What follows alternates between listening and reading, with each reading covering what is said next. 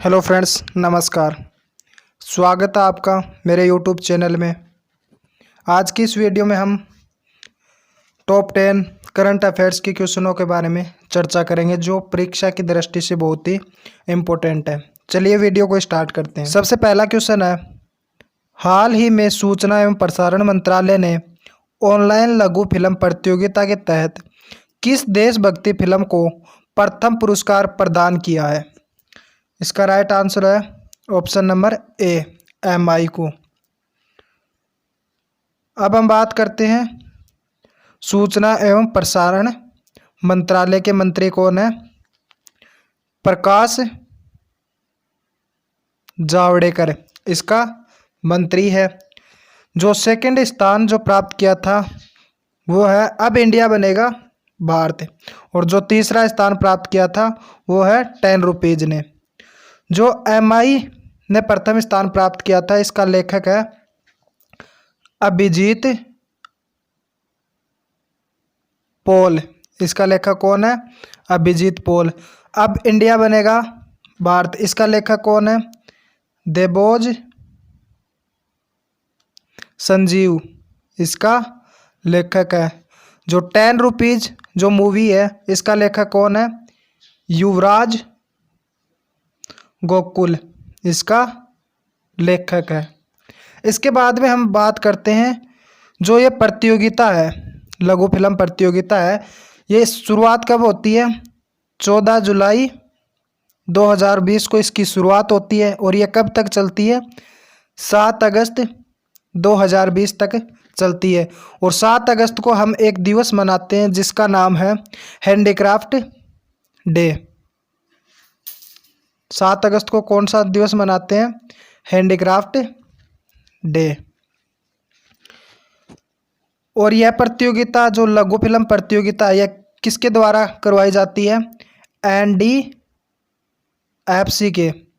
NDFC की full form है national development film corporation.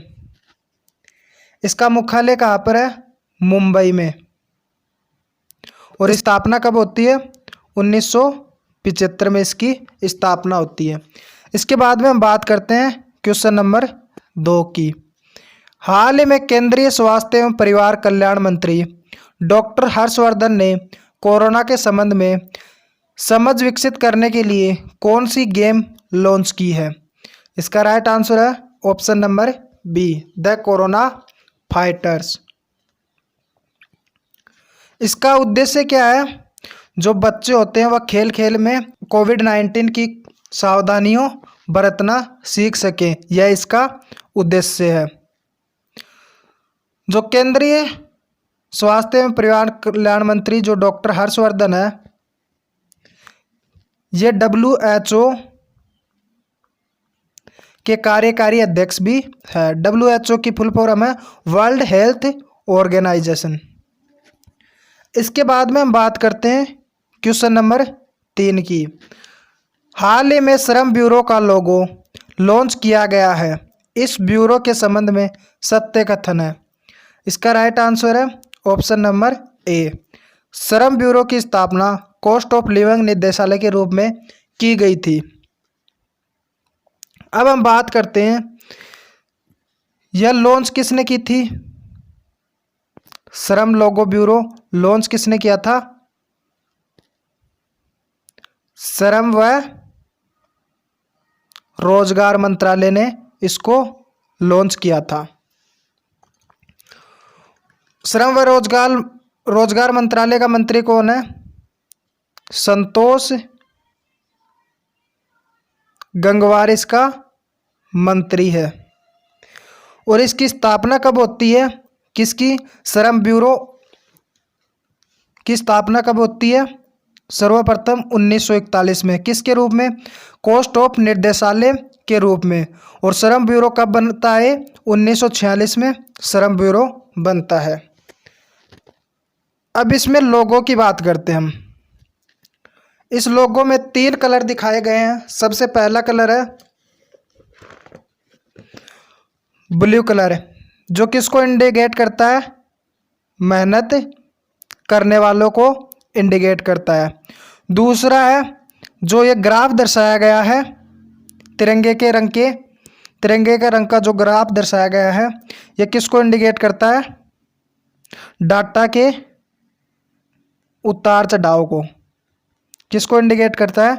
जो डाटा होता है उसके उतार चढ़ाव को इंडिकेट करता है। इसके बाद में जो इस लोगो में जो गेहूं की बालियां दर्शाई गई है, ये किसको इंडिकेट करती हैं? गांव को। और गांव का संबंध किससे होता है? किसान से। यह इस लोगो की विशेषता है। इसके बाद में हम बात करते हैं क्वेश्चन नंबर 4 की। फ्लेवोनॉइड्स आमतौर पर किससे अलग किए जाते हैं, जिसके लिए हाल ही में सिंथेटिक तरीके की खोज की गई है? यह किससे प्राप्त किए जाते हैं? पौधों से। ये होते क्या है? फ्लेवोनॉइड्स एंटी ऑक्सीडेंट होते हैं, यानी रोग प्रतिरोधक क्षमता को बढ़ाने का कार्य करते हैं। और ये किस में उपस्थित रहते हैं? टमाटर, सेव, प्याज, आयुर्वेदिक दवा, इन सब में ये उपस्थित रहते हैं। इसका उद्देश्य क्या है? जो लेब है उसके विकास में इसकी मात्रा बढ़ेगी, यानी फ्लेवोनॉइड्स की मात्रा बढ़ेगी, जो इम्यूनिटी बूस्टर के रूप में कार्य करेगा। और जो इसकी लागत है, यानी जो इसकी कॉस्ट है, वो कम होगी। ये इसका उद्देश्य है। यह बनाया किसके द्वारा गया?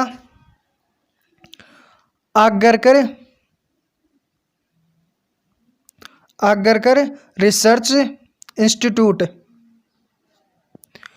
जो कि पुणे में स्थित है, इसके द्वारा ये बनाया गया। यह किन किन रोग उपचार में काम आता है? मुख्यतः टीबी में और चिकनगुनिया में। टीबी जो रोग होता है जीवाणु से होता है।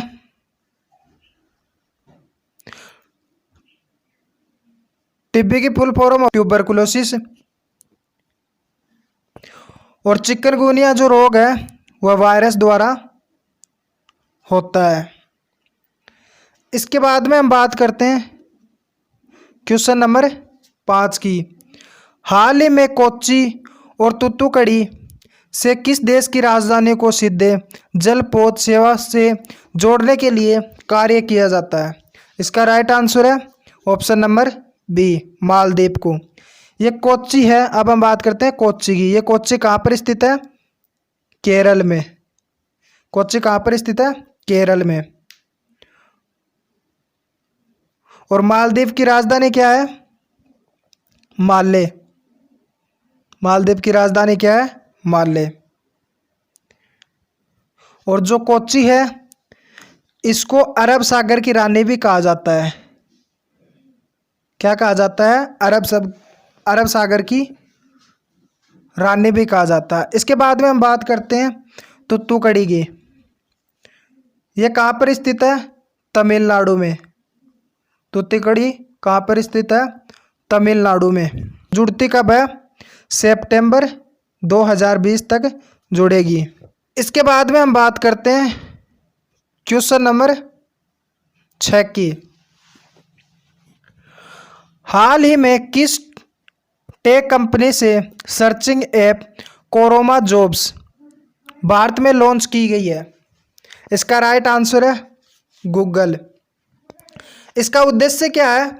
जो जॉब सर्चिंग ऐप जो लॉन्च किया है, इसका उद्देश्य है कि जॉब को आसानी से ढूंढा जा सके। कोरोमा जॉब सर्चिंग जो ऐप है यह 2018 में लॉन्च हुआ था। कहाँ पर? बांग्लादेश में। और 2019 में कहाँ पर लॉन्च हुआ? इंडोनेशिया में। और 2020 में कहाँ पर लॉन्च हुआ? ये भारत में। जो गूगल है, अब हम बात करते हैं जो गूगल है इसका सीईओ कौन है? सुंदर पिचोई गूगल के सीईओ है। इसके बाद 7 की। हाल ही में किस आईआईटी ने शास्त्रीय और लोक कला अकादमी का शुभारंभ किया? इसका राइट आंसर है IIT खड़गपुर ने, जो कहाँ स्थित है? वेस्ट बंगाल में। यह देश की पहली संस्था है, जो IIT खड़गपुर है, यह देश की पहली संस्था है जहाँ पर शास्त्रीय और लोक कला का अकादमी का शुभारंभ किया गया है। इसके बाद में हम बात करते हैं क्वेश्चन नंबर 8 की। हाल ही में किस देश की महिला क्रिकेटर लॉरा मार्श, इनका संबंध किससे था? ने क्रिकेट के सभी प्रारूपों से संन्यास लेने की घोषणा की है। इसका राइट आंसर है इंग्लैंड। अब हम बात करते हैं इंग्लैंड की। इंग्लैंड की राजधानी कहाँ है? लंदन। और ये कौन सी नदी के किनारे स्थित है? थेम्स नदी के किनारे स्थित है। और यहाँ के जो इंग्लैंड है, यहाँ के प्रधानमंत्री कौन है? बोरिस जॉनसन यहाँ के प्रधानमंत्री है। और जो इंग्लैंड है, इसका गृह मंत्री कौन है? प्रीति पटेल यहाँ की गृह मंत्री है। और वित्त मंत्री ऋषि सुनाक यहाँ के वित्त मंत्री हैं। जो ये इंग्लैंड में जो क्रिकेट होने वाला था, ये द 100 लीग होने वाला था। इसमें 100 बॉलों का मैच होने वाला था, जो अब टल चुका भी है। कब होगा? 2021 में यह मैच होगा। और किसके कारण टला? कोविड-19 के कारण यह टल गया। इसके बाद में हम बात करते हैं क्वेश्चन नंबर 9 की। हाल ही में किस देश के संसद द्वारा संसद के अध्यक्षों के 5वें विश्व सम्मेलन का वर्चुअल तरीके से आयोजन किया गया है? इसका राइट आंसर है option number B, Austria. Austria की राजधानी क्या है? वियना इसकी राजधानी है। यह कौन सी नदी के किनारे स्थित है? डेन्यूस नदी के किनारे स्थित है। और यो डेन्यूस नदी है, इसको ग्रीन रिवर के नाम से भी जाना जाता है। इसके बाद में हम बात करते हैं, ये जो सम्मेलन हुआ है, ये किसका था? IPU का, अंतर संसदीय यूनियन इसकी फुल फॉर्म है। और यह विश्व का सबसे पुराना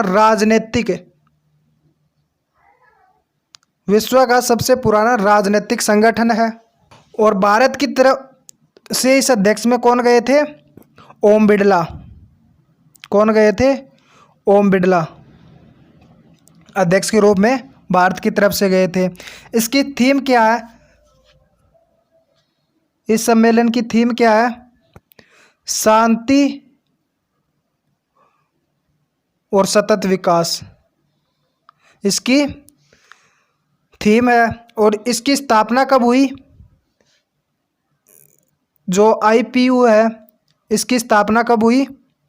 1889 में इसकी स्थापना हुई। और इसका मुख्यालय कहाँ पर स्थित है? जिनेवा में, जो स्विट्जरलैंड में स्थित है।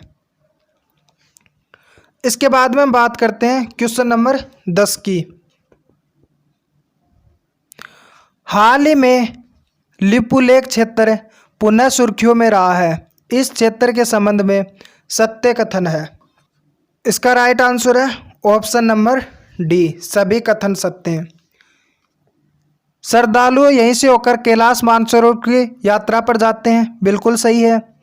यह क्षेत्र भारत के उत्तराखंड राज्य में पड़ता है, यह भी सही है। हाल ही में भारत सरकार ने इस क्षेत्र में 80 किलोमीटर सड़क का निर्माण किया है, यह भी सही है। जो उत्तराखंड है, यह कौन से जिले में पड़ता है? पिथौरागढ़ जिले में पड़ता है। Thanks for watching my video. अगर आपको यह वीडियो अच्छा लगा है तो प्लीज़ इसे ज़्यादा से ज़्यादा लाइक, शेयर, कमेंट कीजिए। अगर आपने अभी तक मेरे चैनल को सब्सक्राइब नहीं किया तो प्लीज़ सब्सक्राइब कर लेना। थैंक यू गाइज, मिलते हैं नेक्स्ट वीडियो में। तब तक के लिए bye bye and take care friends.